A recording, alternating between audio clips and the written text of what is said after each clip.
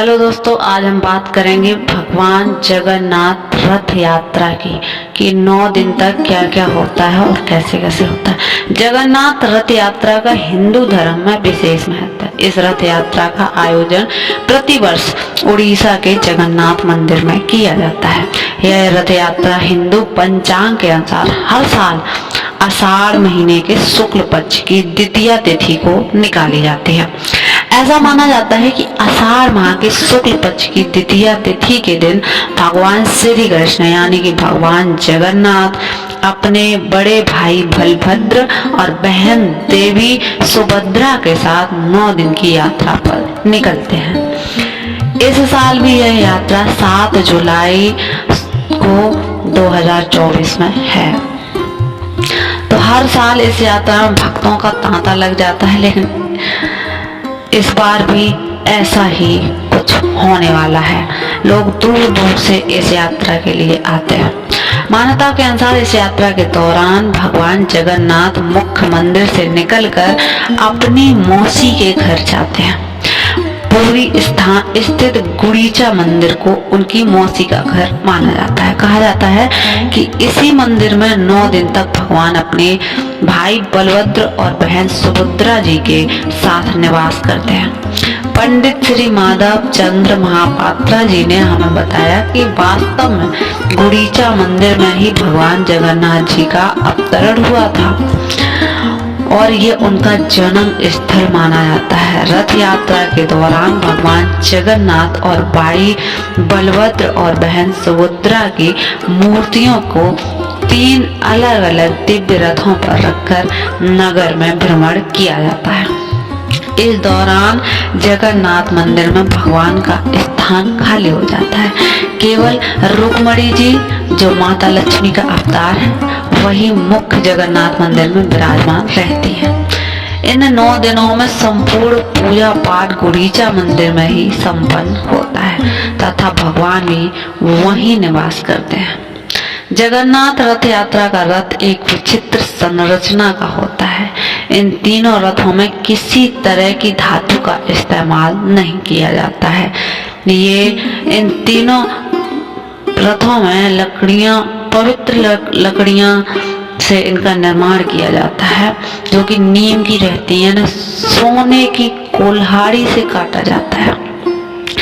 रथ का निर्माण कार्य अक्षय तृतीया से शुरू किया जाता है। भगवान जगन्नाथ का रथ 16 पहियों का होता है।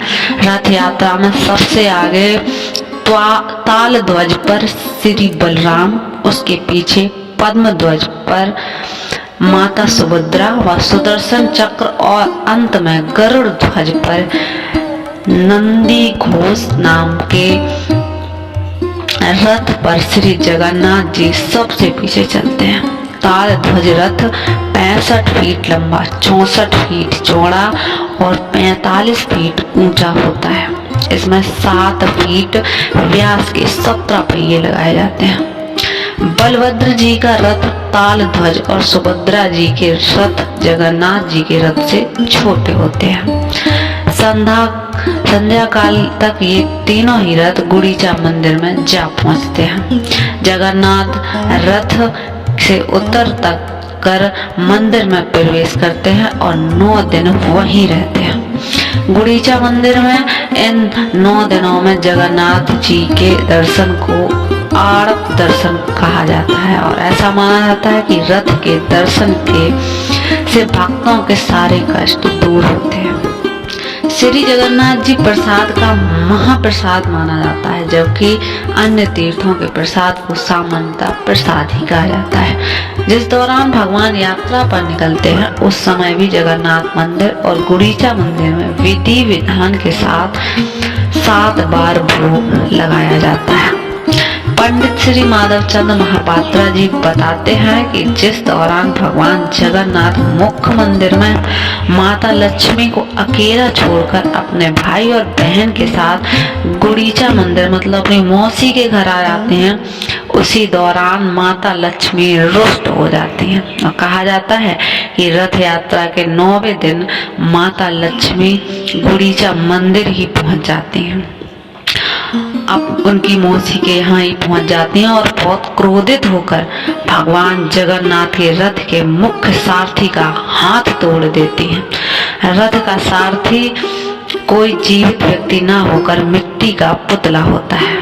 माता लक्ष्मी को क्रोधित देखकर भगवान जगन्नाथ उन्हें मनाते हैं और देवस्यानी एकादशी के दिन वापस मुख्य जगन्नाथ मंदिर पहुंच जाते हैं। इस प्रकार हर साल होने वाली जगन्नाथ रथ यात्रा बेहद रोचक मानी जाती है और इसके दर्शन से भक्तों की सभी मनोकामनाएं पूर्ण हो जाती हैं। आज नंबर 1, भगवान जगन्नाथ के रथ में 16 पहिए होते हैं जो उनकी यात्रा निकलते हैं।